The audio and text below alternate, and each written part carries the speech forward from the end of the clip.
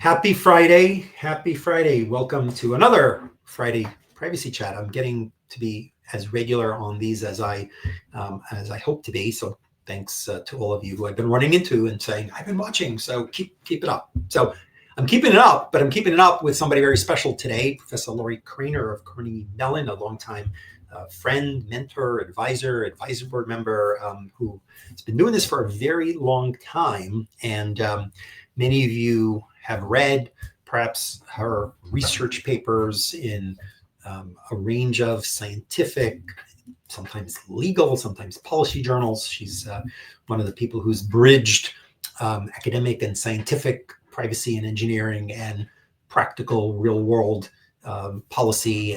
And so I've long appreciated her work.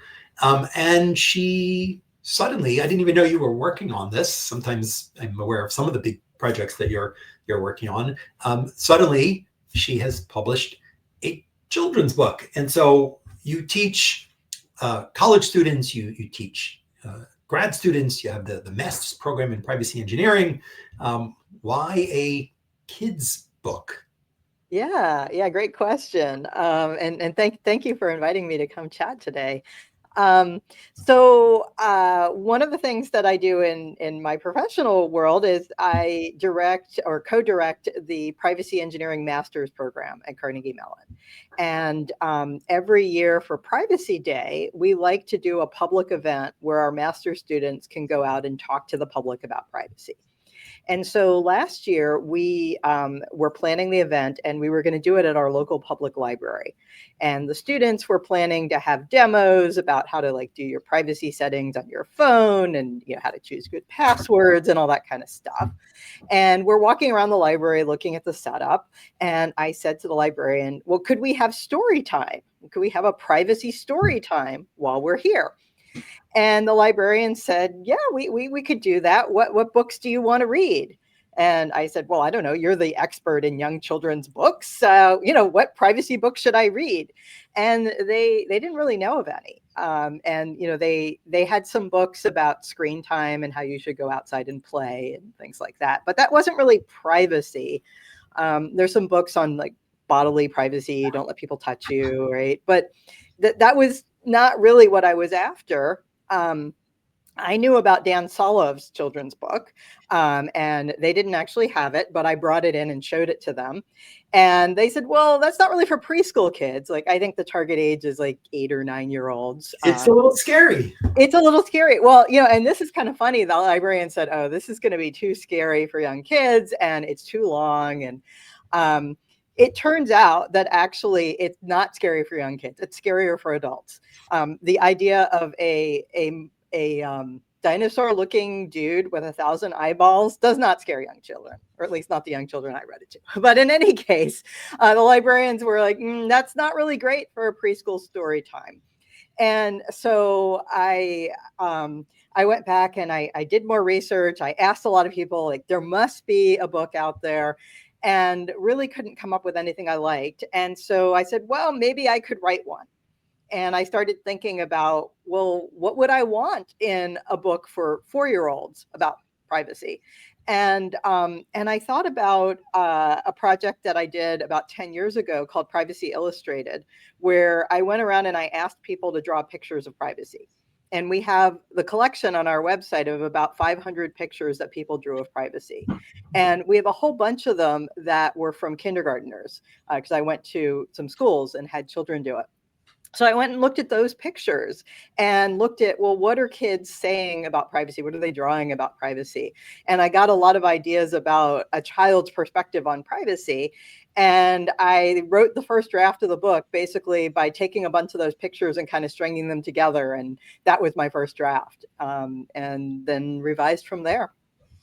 And the pictures for that age group are so important, right? Because maybe a parent is reading it with them or to them, and they're dwelling on the picture. So here's the cover, and the cover. Look, at the end of the day, sometimes it's the cover that sells a book, and especially a kid's book or a picture book. And I do think the cape, the superhero, the cape is providing some privacy, it does sort of, draw you in, and all throughout the choosing that illustrator who was able to execute in this, I think was quite intriguing. As I went through the pages, I was sort of captured by the idea that, if, I wanted to like eat up the picture and see, what was going on, and, what was sort of cute or sort of funny about it. What was the experience of working with the illustrator for a book like this? It seems like it's almost half the work getting the pictures to Yeah, absolutely. Yeah. So I realized early on that I wasn't going to be able to just rely on those pictures that I already had in my collection. Like, they were cute, but they weren't going to work for the book, and I needed an illustrator. I also realized that asking someone to do the illustrations for an entire book is actually a lot of work. And so, I have friends who do some illustration on the side, and that wasn't going to work either. I actually found this illustrator, Alina Karabakh, on the internet, found her portfolio, and she's in the country of Georgia. And I have actually never spoken with her. All of our correspondence has been via email. And we had a lot of conversations. I started by explaining the project to her and asking her to draw just one of the pictures, and I explained what I wanted. She drew something, and then we went back and forth a little bit, and then I was happy with it, and I felt like she really got the concept. And I said, okay, can we put together a contract for you to draw the whole book? And we did, but she said, I'm all booked up with other projects right now. I can't actually start drawing your book until November 1st. And I wanted to have it ready for holiday gifting. So I was like, what? How are we going to get this done? And she assured me that she would do 2 pages a day until it was done. And she did. And not only that, but her first drafts were, in many cases, actually the final draft. They were really good, because I had basically I figured out the pagination, what was going to be on each page, and I gave her a detailed description of what I wanted on each page. And then she pushed back on some things, or like there's a page with a preschool classroom. And she said, well, can you send me some pictures of preschool classrooms that are kind of what you have in mind, to make sure that my view of a preschool classroom and yours match? And so it was a great experience working with her. And I just feel like she understood the assignment so well. And so the pictures, I guess, of what it means to talk about privacy from the young audience, sounds like that was sort of your measuring of like, here's what that age group can understand, or how they might conceptualize things, because it does seem like you did a really nice job in capturing. I mean, before we think about all the digital issues that are such a drama, obviously there's a whole range of I need privacy, you shouldn't touch me inappropriately, and being in a bathroom means privacy, but also if it's very noisy, I might want to be alone. It almost sort of starts, and a number of the initial examples are maybe helping a child understand that it is okay, or maybe even a parent, to sort of appreciate that it is okay and appropriate for a child to want alone time, to want less stimulation time, to want to not be intruded on in some ways. It's almost, I'd say half the book is almost sort of a mental health and well-being, with sort of an understanding of what that means to a younger child. Yeah, absolutely. And I feel like I was writing this book almost as much for parents as for children, because a 4-year-old is not going to read the book themselves. They might look at the pictures. So an adult is going to be reading to them. And so there were some kind of subtle messages to the adult, that children deserve to have some privacy. Children deserve to be able to say, don't take my picture right now. So yeah, that's definitely part of it. Some of the concepts are things that I saw in the drawings in my collection. So I saw kids drew pictures hiding under a blanket.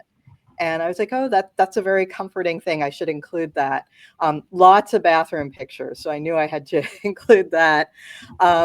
also saw what is the number one threat to the privacy of a young child? Their siblings. And so I was like, okay, we have to have the sibling. And then, you know, kids love animals, and so I wanted to include animals in the book. And so, you know, I kind of put together this whole first draft, and then I said I need to talk to some young children experts. Like I have 3 now young adult children, so I'm a little bit of an expert having been a parent, but not as much as, say, preschool teachers. So at Carnegie Mellon, we have a preschool on campus. That's a lab school. And I talked them into letting me come to their teacher training day and spend an hour with all of their teachers and basically workshop the book with them. And I learned so much from talking to the teachers. And, you know, they pointed out things that in a preschool classroom, you can never leave a child alone, right? So there's only so much privacy you can have. And in fact, in my first draft of the book, the bathroom page said, when I am in the bathroom, I close the door. And the teacher said, yeah, our bathroom doesn't have doors. Preschool bathrooms, for the most part, do not have doors. So I changed that page, and instead it asked the question, what do you do to have privacy in the bathroom? Because it's different whether you're at school or at home or in a shopping mall. So yeah, I learned a lot from talking to the teachers, and they also suggested that I actually have specific phrases that children could parrot to ask for privacy. So I do have some things that they can say, and you know, basically to demonstrate to them what specific things that they can do to have privacy. I want to be alone now. Can I have some privacy, please? Is what I say when I want some privacy. Or I'm reading here. When my best friend comes over to play, we play in my clubhouse. It's our private space. It's our private space. I thought what was interesting is that there were also a couple of examples that were not simply about, you know, the individual having privacy from the group, but in terms of sort of almost thinking of like privacy in context and so forth. When my best friend comes over, we play in my clubhouse. It's our private space. So, you know, or we share secrets that only we know. And so it helps sort of expand the notion that privacy is not just you against everybody or you alone. It's also secrets staying, you know, within a certain private sphere. So not private here, but then private beyond that. Similarly, you know, we are together in our clubhouse. So it feels you sort of almost build from the personal space. I want to hide under the blanket. I want to have my earphones on and just listen to music by myself. To I want to be with a friend and have a relationship there that is not intruded on by, you know, other people or other kids. I might share something with my teacher when I feel bad. So it is appropriate to share your secret with an adult that can help. The negative of, you know, being ashamed of some bad thing that's going to happen and then not sharing it and not getting help, I thought is sort of artfully addressed. And then also there's a great scene of sometimes I want to create artwork without anyone watching, but then I show it when I'm ready. And, you know, I was sort of sitting back and saying, great, we want privacy because it's got to protect our creativity.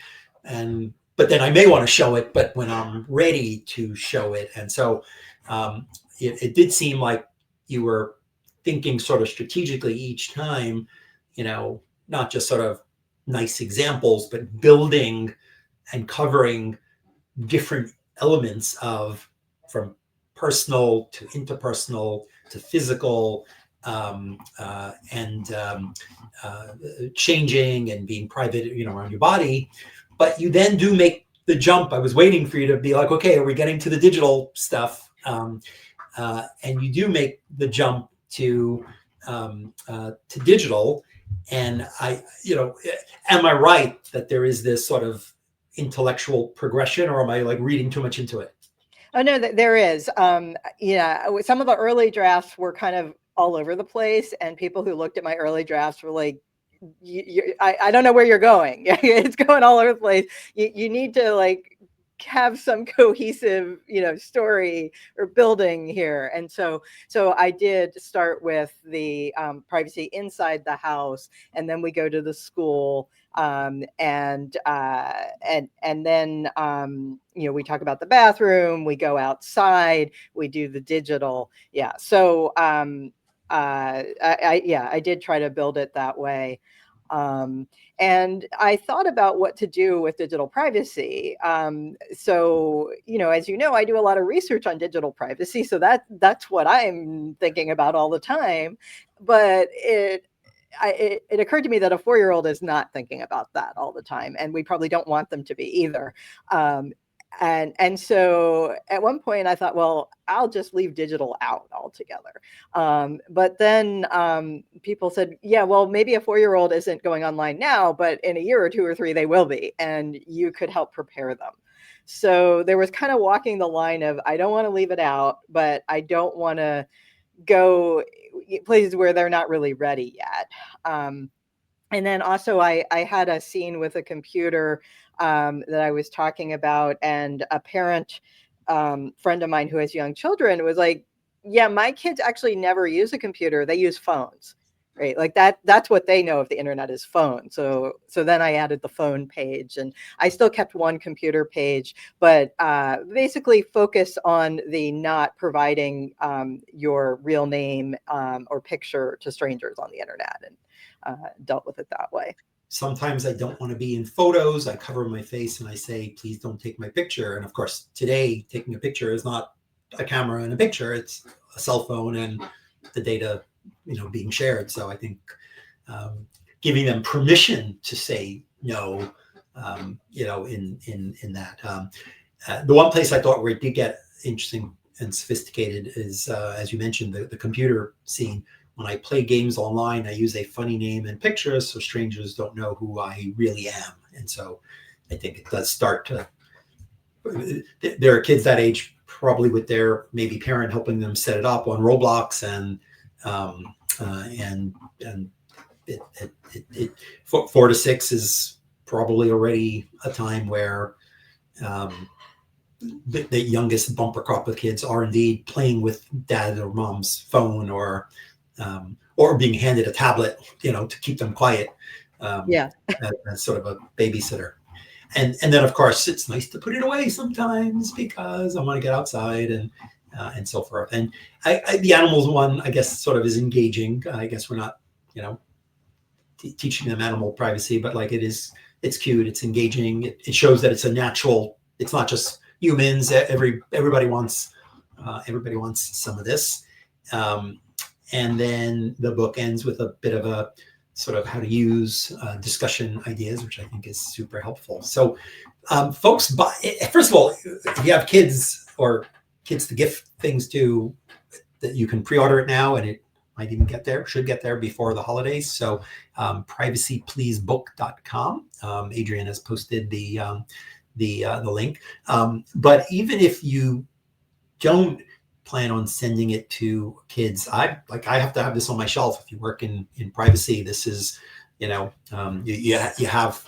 the key printed publications, hopefully that are important. And this is a unique one that you will actually enjoy having and looking at. Well, I'm gonna, I had the pleasure of reading through the digital copy that Lorrie shared. But this is a beautiful tactile item as well. Will there be an ebook and other things like that? Yeah. So the ebook is actually already available online. So I self-published this, and so I've been navigating all of the self-publishing processes, and the main publisher, basically you put it in their catalog and they start sending it out to retailers, and I just never know when it's going to pop up, and my friends are like, oh, look, it's on this retailer today. So as of yesterday, some ebooks were available, not on Amazon yet, but any day now. It is available on Amazon, and in the hard copy, paperback, and a variety of other places. On my website, I'm trying to kind of list where you can get it. Yeah, I was also going to mention, so on the website, I have a whole discussion guide. So if you are reading it with children, whether they're your own children or at a school, there's kind of a page by page discussion guide for things you could discuss with children. And there's some activities. And one of them that is really fun. So when I was trying to think of like what would be good swag to have to advertise the book, and I was thinking about privacy please, what could I put privacy please on? And I thought about, well, when you go to a hotel, the door hangers say privacy please. So then I started thinking about, well, what would that look like for a child? And so I have the privacy please door hanger for children. And then when you turn it over, it says, let's play. Oh. With images from the book. So I have like 1,000 of them that I can hand out to people, but I also put the file on the website so you can print it out yourself. And then I put a template with no pictures so that your child can actually draw their own pictures on it. And I've already had some young friends who have done that and had a really good time doing that.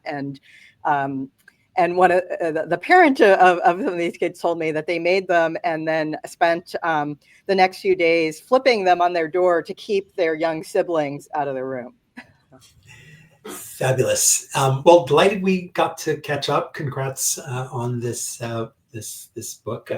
I hate to say it. I mean, our academic and scientific world is growing in terms of people interested in the issue, but it is not necessarily a mass audience that reads some of the important research papers. There may end up being more eyeballs and downloads for this than perhaps some of the significant and important more academic publications, but that's not a bad thing. So congrats on that, and I'm looking forward to ordering my copy, and encourage those of you as well. privacypleasebook.com, and enjoy the rest of the weekend.